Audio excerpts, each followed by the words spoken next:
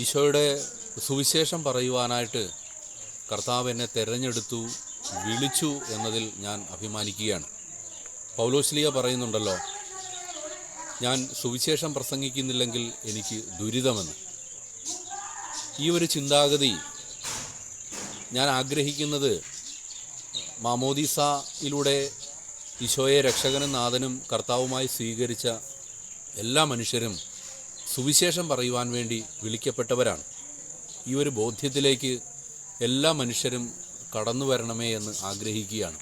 പ്രിയ സഹോദരങ്ങളെ, മർക്കോസിൻ്റെ സുവിശേഷത്തിലേക്ക് നമ്മൾ കടന്നു വരുമ്പോൾ 3-ാം അധ്യായത്തിൻ്റെ 13-14 തിരുവചനങ്ങളിൽ നമ്മൾ ഇപ്രകാരം കാണുകയാണ്. ഈശോ മലമുകളിലേക്ക് കയറുകയാണ്. എന്നിട്ട് തനിക്കിഷ്ടമുള്ളവരെ ഈശോയുടെ അടുക്കിലേക്ക് വിളിക്കുകയാണ്. എന്തിനു വേണ്ടിയാണ് ഈശോ തനിക്കിഷ്ടമുള്ളവരെ പേര് ചൊല്ലി തൻ്റെ അടുക്കലേക്ക് വിളിച്ചത്? അത് ഈശോയോട് കൂടെ ആയിരിക്കാനാണെന്ന് 14-ാമത്തെ തിരുവചനത്തിൽ പറയുകയാണ്. അതുപോലെ തന്നെ ആയിരിക്കാനും അയക്കപ്പെടുവാനും. ഇതുതന്നെയാണ് നമ്മുടെ ഓരോരുത്തരുടെയും വിളി എന്ന് നമ്മൾ തിരിച്ചറിയണം. ഒന്നാമതായിട്ട് ഈശോ നമ്മളെ വിളിച്ചു, തനിക്കിഷ്ടമുള്ളവരെ വിളിച്ചു എന്ന് മർക്കോസ് സുവിശേഷകൻ സാക്ഷ്യപ്പെടുത്തുമ്പോൾ നമ്മളെല്ലാവരും ഈശോയ്ക്ക് ഇഷ്ടമുള്ള വ്യക്തികളാണ്.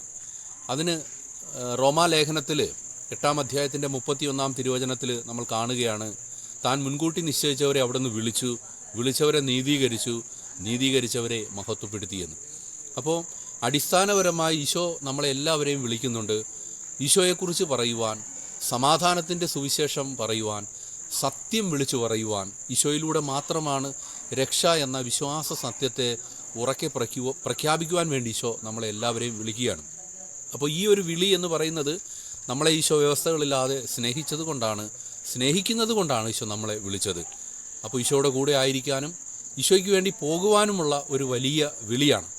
അപ്പോൾ ഞാൻ ഓർക്കുകയാണ്, കുറച്ച് വർഷങ്ങൾക്ക് മുന്നേ ഇന്ത്യയുടെ സുവിശേഷവൽക്കരണത്തിന് വേണ്ടി പ്രാർത്ഥിക്കുന്ന ഒരു കൂട്ടായ്മ ഞങ്ങളുടെ ഇടയിൽ, ഞങ്ങൾ കുറച്ച് സ്നേഹിതർ ഒന്നിച്ച് പ്രാർത്ഥിച്ചപ്പോൾ ഇന്ത്യയുടെ സുവിശേഷവൽക്കരണത്തിന് വേണ്ടി പ്രവർത്തിക്കണം എന്നുള്ള ഒരു വലിയ ബോധ്യം.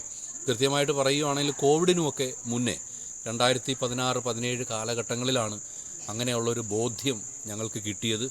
തുടർന്ന് ഞങ്ങൾ ഒന്നിച്ച് പല സ്ഥലങ്ങളിലും പ്രാർത്ഥിക്കുകയും ഇന്ത്യയുടെ സുവിശേഷവൽക്കരണത്തിന് വേണ്ടി പ്രവർത്തിക്കുവാൻ വേണ്ടി ആഗ്രഹിക്കുകയും ചെയ്തു. അതിൻ്റെ ഭാഗമായിട്ട് ഈ 2026 ഫെബ്രുവരി മാസത്തിൽ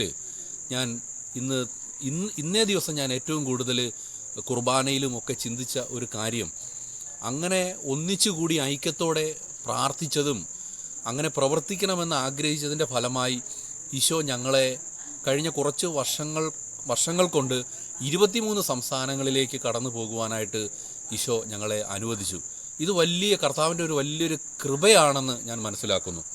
ഞങ്ങൾക്ക് കുറച്ച് പേർക്ക് ഹിന്ദി അറിയാം, കുറച്ച് പേർക്ക് ഹിന്ദി അറിയില്ല. അപ്പോൾ ഹിന്ദി അറിയാത്തവർ പലരും ഞങ്ങളുടെ കൂടെ കടന്നു വന്നപ്പോൾ ഞാൻ മനസ്സിലാക്കിയ ഒരു കാര്യം, ഈശോയെ കൊടുക്കുവാൻ വേണ്ടി ഭാഷ ഒരു പ്രശ്നമല്ല. അതായത് നമുക്ക് പുഞ്ചിരിക്കാൻ കഴിഞ്ഞാൽ നമ്മുടെ മുന്നിൽ സങ്കടങ്ങളുമായി, വിഷമങ്ങളുമായി, പ്രാർത്ഥനാ നിയോഗങ്ങളുമായി കടന്നു വരുന്ന മനുഷ്യരെ നോക്കി പുഞ്ചിരിക്കാനും ആശ്വസിപ്പിക്കുവാനും സാധിച്ചാൽ, പ്രിയപ്പെട്ട സഹോദരങ്ങളെ, നമുക്ക് ഈശോയെ അവരെ നേടുവാനായിട്ട് നമുക്ക് സാധിക്കും. അതുകൊണ്ട് ഭാഷ ഒരു വിഷയമേ അല്ല എന്നതാണ് ഈ കഴിഞ്ഞ കുറേ വർഷങ്ങളായിട്ട് ഇന്ത്യയുടെ സുവിശേഷവൽക്കരണത്തിന് വേണ്ടി പ്രവർത്തിക്കുകയും പ്രാർത്ഥിക്കുകയും ചെയ്യുമ്പോൾ ഞങ്ങൾക്കുണ്ടായ അനുഭവം.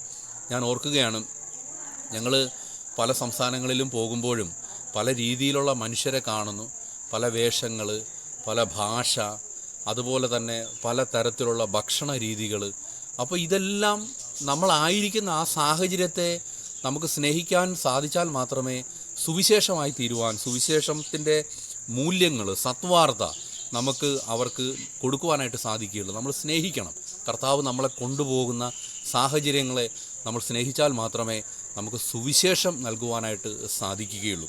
അപ്പോൾ ഇന്ത്യയുടെ സുവിശേഷവൽക്കരണത്തിന് വേണ്ടി അനേകം മനുഷ്യർ, നമുക്കറിയാം, നമ്മുടെ കേരളത്തിൽ നമുക്കൊത്തിരി സൗകര്യങ്ങളുണ്ട്, പ്രാർത്ഥിക്കാൻ സൗകര്യങ്ങളുണ്ട്, ഒക്കെയുണ്ട്. അപ്പോൾ ഇതൊന്നും ഇല്ലാത്ത സ്ഥലങ്ങളിലേക്ക് അനേകം മനുഷ്യർ, പ്രത്യേകിച്ച് പ്രാർത്ഥിക്കുന്നവർ, സുവിശേഷത്തിന് വേണ്ടി നിലകൊള്ളാൻ ആഗ്രഹിക്കുന്നവർ കടന്നു വരികയും ഒന്നിച്ചൊരു കൂട്ടായ്മയായി പ്രവർത്തിക്കുകയും ഒക്കെ ചെയ്തെങ്കിലെന്ന് പലപ്പോഴും ഞങ്ങളൊക്കെ ആഗ്രഹിക്കാറുണ്ട്. ഒക്കെയാണ് ഈ കഴിഞ്ഞ മാസങ്ങളിൽ ഞാനും എൻ്റെ 2 സുഹൃത്തുക്കളും കൂടി ചാന്താരൂപതയിൽ ഞങ്ങളൊരു ലക്കടക്കോട്ട് എന്ന സ്ഥലത്ത് ഒരു പാരിഷിൽ കടന്നു പോവുകയും വളരെ തീഷ്ണമതിയായ ഒരു വൈദികനെ കാണുകയും ആ വൈദികൻ്റെ ഇടവകയിൽ 15 ദിവസം ഞങ്ങൾ ശുശ്രൂഷ ചെയ്തു. അതൊരു തുടക്കമാണ്. അപ്പോൾ അച്ഛൻ പ്രാർത്ഥിച്ചപ്പോൾ അച്ഛന് കിട്ടിയൊരു ബോധ്യം, ഏകദേശം 1 വർഷം അതൊരു മിഷനായിട്ട് ഏറ്റെടുത്ത് ഒരു 3 മാസം കൂടുമ്പോൾ ആ ഇടവകയിൽ ചെന്ന് പ്രവർത്തിക്കുകയും ആ ജനങ്ങളെ മനസ്സിലാക്കുകയും അവരുടെ പ്രശ്നങ്ങൾക്കൊരു ഉത്തരമായി തീരുവാനായിട്ട്, ഒരു നിമിത്തമായി തീരുകയും ചെയ്യുവാനായിട്ട് നിങ്ങൾക്ക് സാധിക്കുമെന്ന് അച്ഛൻ പങ്കുവച്ചപ്പോൾ അതൊരു വലിയ ഉത്തരവാദിത്തമായിട്ട് ഞങ്ങൾ ഏറ്റെടുത്തു. പ്രിയ സഹോദരങ്ങളെ, മാർച്ച് മാസം 9-ാം തീയതി ഞങ്ങൾ വീണ്ടും ആ സ്ഥലത്തേക്ക് പോവുകയാണ്. ഒരാഴ്ച ആ ഇടവകയിലുള്ള എല്ലാ വില്ലേജുകളിലും അതുപോലെ തന്നെ ഭവനങ്ങളിലും കടന്നു ചെന്ന് ഈശോയെ കൊടുക്കുവാനായിട്ട് ഞങ്ങൾ ആഗ്രഹിക്കുകയാണ്. തുടർന്ന് അവിടെ നിന്ന് ഞങ്ങൾ മാർച്ച് മാസം 18-ാം തീയതി ആസാമിലെ തേസ്പൂർ ഡയസിസിലേക്ക് പോവുകയാണ്. അതൊരു വലിയ പാരിഷാണ്. അപ്പോൾ ആ പാരിഷിൽ ഏകദേശം 720ഓളം കുടുംബങ്ങളുണ്ട്. അവിടെ കടന്നു ചെന്ന് ഈശോയെ കൊടുക്കുവാനും അവരോടൊപ്പം ആയിരിക്കുവാനും ആഗ്രഹിക്കുകയാണ്. അത് 1 മാസത്തെ ശുശ്രൂഷയാണ്. അപ്പം ഈസ്റ്ററൊക്കെ ഞങ്ങൾ ആ പാരിഷിലായിരിക്കും. പ്രത്യേകിച്ച് ആ ശുശ്രൂഷയെ ഓർത്ത് പ്രാർത്ഥിക്കുക. അതുപോലെ അനേകം സ്ഥലങ്ങളിൽ മിഷൻ പ്രദേശങ്ങൾ, കർത്താവ് പറഞ്ഞല്ലോ, വിളവധികം വേലക്കാരോ ചുരുക്കം. അതുകൊണ്ട് വിളഭൂമിയിലേക്ക് ജോലിക്കാരെ അയക്കുവാൻ വേണ്ടി വിളവിൻ്റെ നാഥനോട് പ്രാർത്ഥിക്കുവാൻ. പലപ്പോഴും ഈ മിഷൻ സ്റ്റേഷനിലൊക്കെ കടന്നു ചെല്ലുമ്പോൾ ഞാൻ ഈ വചനത്തിൻ്റെ ആഴം, ഈശോയുടെ ഒരു മാധ്യസ്ഥമാണ്, ഈശോ പറയുന്ന ഒരു മാധ്യസ്ഥ പ്രാർത്ഥനയാണ് വിളഭൂമിയിലേക്ക് തൻ്റെ ജോലിക്കാരെ അയക്കുവാൻ വിളവിൻ്റെ നാഥനോട് പ്രാർത്ഥിക്കുവാനെന്ന്. അപ്പോൾ ഈശോ ആഗ്രഹിക്കുന്നുണ്ട് സഹോദരങ്ങളെ, ഒരുപാട് വിളവുകളുണ്ട്. പക്ഷേ അവിടേക്ക് കടന്നു ചെല്ലുവാനും സുവിശേഷമായി തീരുവാനും നമുക്ക് സാധിക്കണം. നമുക്കറിയാമല്ലോ, യെശയ്യാ പ്രവാചകനെ ദൈവമായ കർത്താവ് വിളിച്ചപ്പോൾ കർത്താവ് ചോദിക്കുന്നില്ല, ആരെനിക്കായി പോകും, ആരാണ് എനിക്ക് വേണ്ടി പോകാനുള്ളത്. അപ്പോൾ പ്രവാചകൻ പ്രത്യുത്തരം നൽകുന്നുണ്ട്. ഇതൊക്കെ നമ്മുടെ ജീവിതത്തിൽ നമ്മൾ വലിയ മൂല്യങ്ങളായിട്ട് ഉയർത്തിപ്പിടിക്കുകയും ഇതുപോലെയുള്ള സ്ഥലങ്ങളിലേക്ക് കടന്നു പോകുവാൻ ആഗ്രഹിക്കുകയും പ്രാർത്ഥിക്കുകയും ചെയ്യണം. ഈശോ എല്ലാവരെയും അനുഗ്രഹിക്കട്ടെ. പ്രിയ സഹോദരങ്ങളെ, ഞങ്ങളുടെ ഈ കൂട്ടായ്മയെ ഒന്ന് പരിചയപ്പെടുത്തുകയാണ്. കമ്പാനിയൻസ് ഓഫ് ക്രൈസ്റ്റ് എന്നാണ് ഞങ്ങളുടെ കൂട്ടായ്മയുടെ പേര്.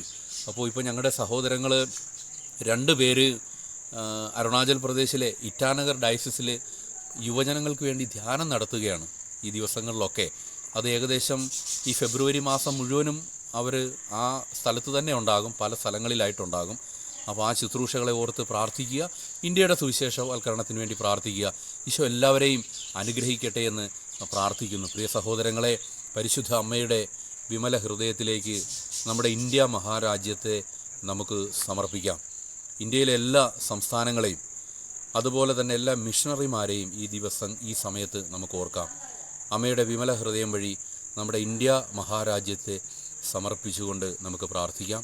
നന്മ നിറഞ്ഞ മറിയമേ സ്വസ്തി, കർത്താവ് അങ്ങയോടുകൂടെ സ്ത്രീകളിൽ അങ്ങ് അനുഗ്രഹിക്കപ്പെട്ടവളാകുന്നു. അങ്ങയുടെ ഉദരത്തിൻ ഫലമായി ഈശോ അനുഗ്രഹിക്കപ്പെട്ടവനാകുന്നു. പരിശുദ്ധ മറിയമേ തമ്പുരാൻ്റെ അമ്മേ, പാപികളായ ഞങ്ങൾക്ക് വേണ്ടി ഇപ്പോഴും ഞങ്ങളുടെ മരണസമയത്തും തമ്പുരാനോട് അപേക്ഷിച്ചു കൊള്ളണമേ. ആമേൻ. പിതാവിനും പുത്രനും പരിശുദ്ധാത്മാവിനും സ്തുതി. എല്ലാവരെയും ഈശോ അനുഗ്രഹിക്കട്ടെ. Praise the Lord.